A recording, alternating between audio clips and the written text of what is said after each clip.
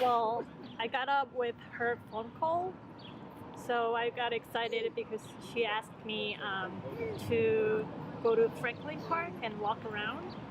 That's what I was thinking in the morning, first thing in the morning. I know I had a bunch of things to do. I wanted to reseed part of the garden. Our garden got stepped on by a cat, and I wanted to plant some more seeds where it got stepped on. What are you most looking forward to this summer? I want to get a job and want to be a little bit more active than I am right now. What kind of active? Like, I don't want to be in my apartment all the time. Be outside more often. I'm really looking forward to growing some vegetables. We just have a new garden. I moved into a new place with a friend of mine, and we started a garden there.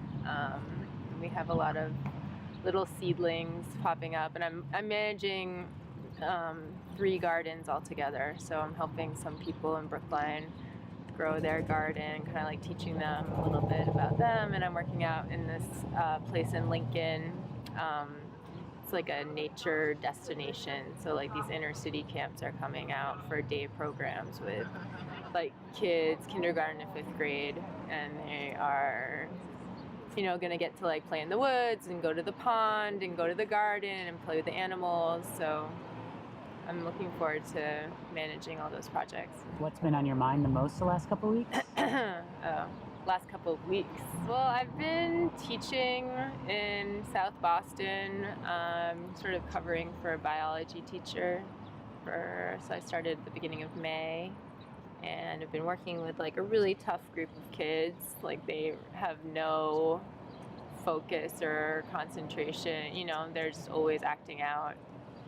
Classroom management is like a very high priority, and when you're teaching them, and so I was just sort of thinking about the education system and how it's sort of sucky and how like it makes teaching and learning really, really hard. Just like having, students confined to a classroom and like making them do stuff that they don't really want to do.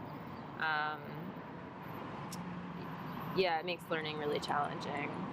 And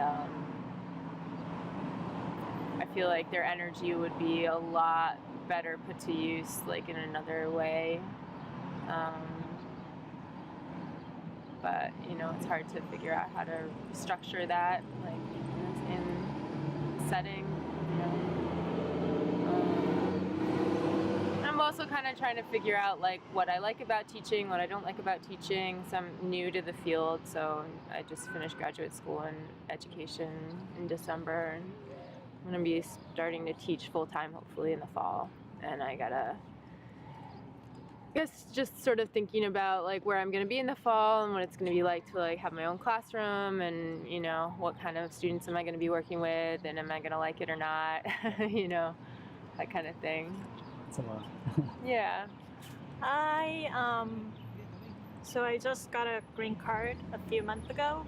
Before that, I feel like I always had a restriction about my life. Like I couldn't make my own decision because of my status. But right now, I have a freedom to choose what I want. So I'm thinking about what I really want to do for the rest of my life, and then I want to start to go that direction. So that's what I'm thinking. Yeah. You went back Uh-huh. and met yourself when you were 10 years old. 10. Yeah, what would you say to yourself?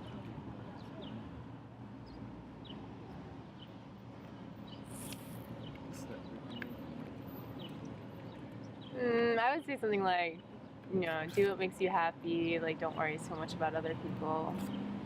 I think I did a lot of that around that age.